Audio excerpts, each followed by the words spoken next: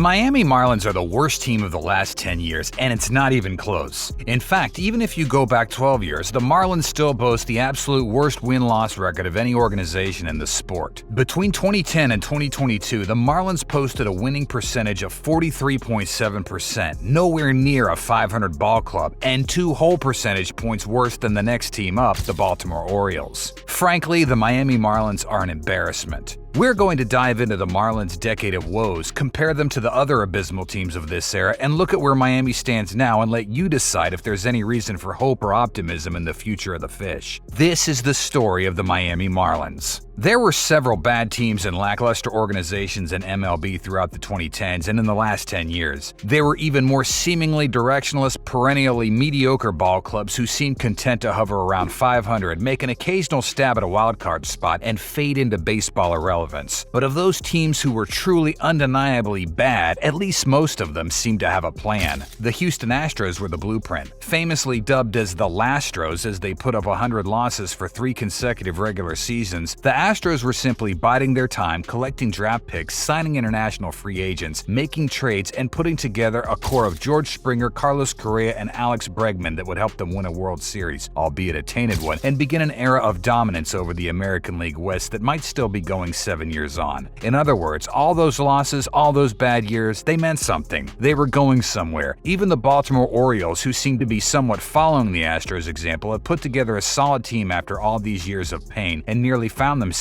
in the wild card last year. The Rockies, the third worst team in all of baseball for the past decade, put together a few nice campaigns, including a couple playoff appearances behind the play of their then stars Nolan Arenado, Trevor Story, Charlie Blackmon, and others. And the Kansas City Royals, the fourth worst team of the decade, won a World Series in 2015. For the Marlins, though, there's been no such silver lining, and there doesn't seem to be much direction either. In the last 10 years, the Marlins have ended the regular season above 500 only once, in the shortened 60-game COVID season of 2020 with a record of 31 wins and 29 losses. Before that, you have to go all the way back to 2009 to find a winning season for the Marlins, back when they were called the Florida Marlins, not Miami. That's an abysmal decade. Frankly, Marlin fans should be compensated for emotional distress. Perhaps the most frustrating aspect of being a Marlins fan for the past 10 years has been watching the organization part ways with great players, the only players who made watching games worth it. Morale lifted in 2017 when Yankee legend Derek Jeter joined the group that purchased stake in the Miami Marlins and was appointed to run the business and baseball operations. But Jeter's tenure lasted only the 5 years of his original contract with the Fish, and it began with the trading away of Christian Yelich, Giancarlo Stanton, JT Realmuto, and Marcell Ozuna. Those trades haven't led to any success for Miami in the last 5 years. While Yelich won an MVP, Stanton's a postseason mainstay, and Realmuto's established himself as maybe the best catcher in baseball and played in a World Series. For fans of bad teams, there's usually one big consolidation that makes it worth it: getting attached to your team star players and seeing an occasional race for a playoff spot. Sure, it hurts being a Reds fan, but you've gotten to watch all these years of Joey Votto, and now you've got Jonathan India on the rise. But the Marlins don't want to pay their starters to stick around and let their fans enjoy watching their careers unfold. They're just too cheap, and so Marlin fans have had to deal with year after year of humiliating losses without even the consolation of familiar faces. But hey, they've got nice new uniforms.